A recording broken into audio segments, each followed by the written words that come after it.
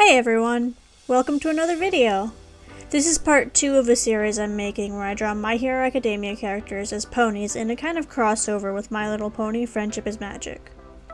If you haven't seen the previous installment, it might be a good idea to give it a watch. I explained a bit of background in that video that I won't repeat here to avoid redundancy.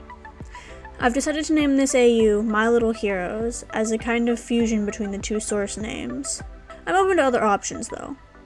This video may be a bit shorter than the last one because I didn't try to cram quite as many ponies on the page, but hopefully it's just as entertaining. Now, without further ado, let's get going. Katsuki Bakugo. Quirk, Explosion.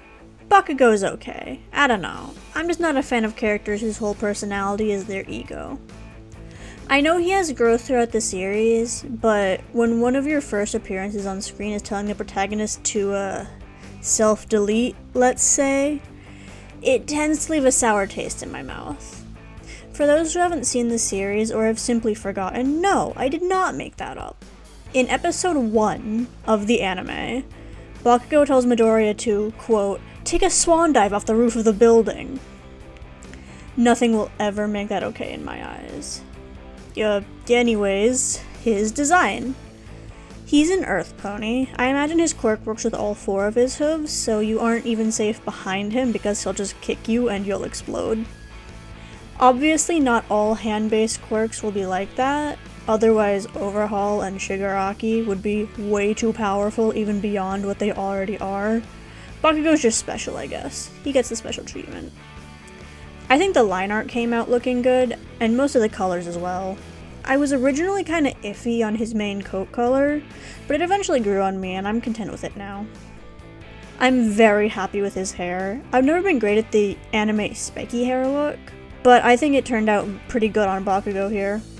Hopefully I'm able to recreate it next time I draw him. From the moment I sketched him, I knew I wanted his hooves to be orange with dark gray cloud-like markings above them to look like little explosions or fires in the resulting smoke. So that's what I did, and I think it turned out really good. Going back to his character, I don't hate Bakugo. He's a compelling character, but first impressions are important, and his was pretty terrible. Don't get me wrong, he's a successful character. We're kinda supposed to hate him early on, and root for him later, which is indeed what happened with me. But his actions in seasons 6, 7, and 8 don't make up for his actions in seasons 1, 2, and 3. Bakugo fans, please don't kill me. Ojiro Kirishima. Quirk, hardening. The very face of positive masculinity. He's awesome. I recently watched a video essay about Kirishima and his relationship to manliness that I highly recommend. I'll leave it in the iCard for you guys if you want to watch it. Anyway, as you can probably tell, I like him a lot. I knew I had to draw him on the same page as Bakugo because if I separated them, Bakugo would kill some pony, probably Deku. Jokes aside, I like how Kirishima was able to befriend Bakugo in the show. Bakugo sees him as an equal, which is pretty important in healthy friendships. Looking at you, Bakugo and Midoriya. Kirishima's also just a good guy. He's so nice and sincere, and he's just doing his absolute best despite feeling outclassed by his classmates. I also like his relationship with Ojiro. I think we get our first taste of that in season 4 with a little Kirishima lore drop, but it gets expanded on later. If you know what I'm talking about, awesome. If you don't, go watch the show, because I'm trying to keep this episode spoiler free. Anyway, Kirishima's design. He's another earth pony because why would he be anything else? As you can see, he's got his spiky hair and his little hair horn things. I like the idea that he uses his quirk to do that, by the way. I had him running forward, probably to greet a friend. I also drew a little headshot of him with his hair down because I like when his hair is down, I think he looks cool. The coloring was pretty simple other than filling in his coat markings. I knew I wanted him to be red, and he still dyes his mane red in this AU like in canon. Sorry for the most unimportant spoiler ever, but Kirishima's hair is naturally black. His coat markings gave me some trouble because I didn't give them any line art, and I was just making them up as I went to an extent. I knew the vibes I wanted, but I couldn't visualize the specifics. I wanted his markings to look like rocky, like a stylized visualization of rock, because it's thematic. Let me know if I did a good job or not. Tenya, Iida. Quirk, Engine. I really enjoy Iida. I feel like we didn't get enough of him once Deku, Bakugo, and Todoroki became the main trio instead of Deku, Iida, and Uraraka. Then we just lost the whole trio thing in later seasons. Very unfortunate. Anyway, I feel like Iida's design turned out good, though he does look a bit too much like a fan interpretation of Shining Armor from MLP due to his colors. He's an Earth Pony since he mainly fights with kicks anyway, and that's a very Earth Pony thing to do. He just gives off strong Earth Pony vibes, you know? His engines are on his back legs, which would actually make running kind of hard as a quadrupedal creature. I'm sure Iida figured it out. His brother, Tensei Iida, probably has a slightly easier time because in Vigilantes, it's shown that his engine quirk is in his arms, which would translate to his front legs in pony form. I'm undecided if I'll be drawing him. Maybe on the page of doodles that I mentioned in the last episode. I could draw him and little Iida! Yeah, despite being brothers, they have a huge age gap. It's like 15 years of difference. Wild. Something that I love about Iida is how much he loves his family, specifically his big brother. Iida idolizes him, thinks he's the best kind of hero. Iida wants to be just like him. Then mid-season 2 happens, and Iida has to face his demons. If you know, you know. Back to his design, I gave him a short mane and tail because it's practical, he's a practical guy. He has his glasses so he can see, obviously. I always have glasses in their own layer folder on top of the other layers. This way the character liner is under the lens layer and it looks more like the glasses actually have lenses. I also usually use a translucent gradient layer for the lenses. Blue most of the time. Anyway, Iida's hooves match his mane, and he's got some gray markings on his white coat. I like giving ponies those outer ear markings that you see on Iida here because it defines the shape of the ear more. You will see this again. Gran Torino. Quirk, Jet. Honestly, I think Gran Torino is really cool. I heard somewhere that he was partially inspired by Yoda from Star Wars, or at least that he was given that vibe intentionally. You know, with the whole crazy old man act when they're both completely competent and even quite strong. I actually didn't know about this until I was talking about Gran Torino to my brother, who's a huge Star Wars nerd. But in Yoda's introduction, he pretends to be a senile old man when meeting Luke Skywalker. Likewise, Gran Torino does the same thing with Deku. Why? Well, as I read it, there's two possibilities. Either he does it as a test to see if Deku is worthy of One for All, or it's just a prank, bro. I think the first option is more likely, but the second one is really funny. He's just a silly old man who likes pranks and jokes, and can absolutely kick your butt if you're a villain. Or his student. Anyway, I gave him his iconic scarf cape thing, and his mask. He's the only character I've drawn so far that's actually wearing his hero costume, mostly because that's how we see him in the show most often. I think his cape turned out well. It was a little awkward to figure out because of the scarf part, but I think it works. I also like how his mane turned out, specifically the little swoop at the front. I think it turned out looking pretty cool. I made his coat kind of an off-white cream color, with yellow markings on his legs and green hooves. Honestly, I didn't know what else to do with his colors. Like every pony else, it was just based on what he wears in the anime. Mashirao Ojiro. Quirk, tail. He has a tail. His design turned out really well, I think. He kind of ends up looking like a cross between a pony, a ferret, and a tabby cat, what with the hooves, body type, pose, and markings. I'm not complaining though. Pretty sure the most relevant screen time Ojiro gets is during the sports festival, when he decided not to participate in the final round because he spent the cavalry battle being brainwashed by Shinso, and then he fills Deku in on Shinso's quirk. That is the most importance he gets as an individual. I still really like him though. Something fun that I like about him is that anytime he and Kaminari are in the same frame, Kaminari's petting the end of his tail. That's just so adorable, and one of the many reasons I think Kaminari is ADHD or otherwise neurodivergent. Ojiro's just so chill to let him fidget with his tail like that. And yes, that's still very much a thing that happens in this AU. I had a lot of fun drawing Ojiro's pose. He's rearing up on his tail like a kangaroo, probably just to show that he can. Unlike kangaroos though, he can probably hold that pose for more than just a couple seconds.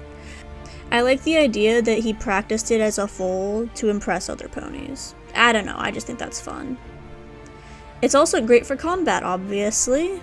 He's a kangaroo ferret tabby with hooves, and you do not want to be on the receiving end of a kick or a tail slap from him. Honestly, I wish Ojiro had more screen time actually doing stuff and being relevant. He's so underappreciated. Anyway, I gave him his little dot eyes that he has in the show. As much as I love rendering eyes normally, I also like giving characters these little dot eyes or otherwise unique or different eyes. Usually in my own style, I use dot eyes to show certain emotions like surprise or lack of interest, but I should experiment more. I struggled a bit on his markings because I didn't include any in the sketch. Then I ended up giving him some stripes on his legs, tail, and ears. Then later, I realized, wait, he kinda looks like a tabby cat. Let's push that a little further. So he got a lighter underbelly and inner ears. His hooves are just darker gray because it looked good with the mostly monochrome vibe he was already kinda giving. Kyoka Jiro. Quirk, earphone jack. I think Jiro's pretty cool. The school festival arc is one of, if not the most wholesome arc in the show, and she got some pretty significant spotlight there. I love how she ended up inspiring Eri. It's just so cute and wholesome. In terms of her pony design, I think she overall turned out fine. She's not my favorite from this batch, but I feel like I got her general vibe down. Figuring out how to incorporate her quirk in a natural way for a pony was actually more difficult than you'd think. I changed it from the initial sketch because I didn't like the positioning, and it made more sense the way I ended up doing it in the final line art. I wanted to incorporate the colors of her hero costume, but the salmon coral pink of her hero costume shirt was really hard to make work. I ended up just putting it on her hooves and keeping the rest of her dark, but it was a struggle and I'm still not totally happy with it. I might tweak her design in the future. Her original planned markings ended up being accidentally given to Ojiro, so I had to do something else.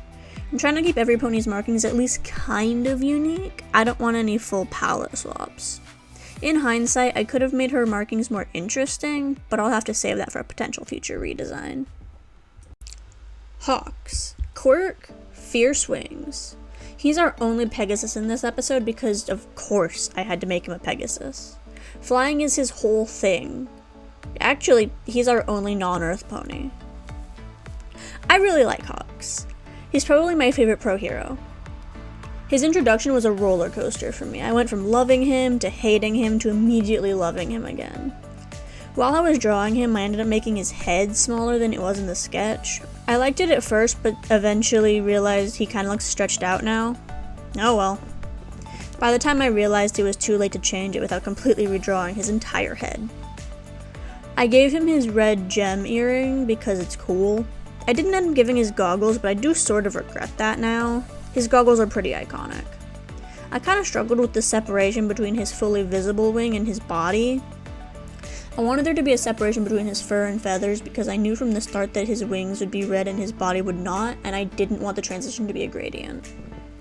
In the sketch, I had his shoulder connecting to his wing, which I think threw off the transition, so I nixed that. I also decided to change the position of his other wing to make it slightly more visible, because in the sketch it was up like his other wing and I didn't think I was going to add any additional markings to his wings to visually separate them in the final version. Also, I've come to a realization. Hawks is rainbow dash coded. Okay, hear me out. They're both known for flying and being fast, they both act kinda cocky and like stuff doesn't bother them when it does. They both have iconic lines related to the number 20%. Okay, that one sounds kinda silly, but it's real, I promise. Rainbow Dash has a recurring bit where she says stuff could be 20% cooler, which became a meme. And Hawks tells Tokoyami at one point that he was 20% serious, which is one of my favorite lines of his. Like, that's hilarious, right? I feel like they could be friends in this AU. They'd definitely race or something. I'll leave this segment off with a final fun fact. Hawks' English voice actor also voiced Hunter in the Owl House. Enjoy that knowledge. Nomuri Kayama, aka Midnight. Quirk, somnambulist. I don't know how to feel about Midnight, to be honest. It's mostly down to her being the R-rated hero. Her branding just makes me uncomfortable.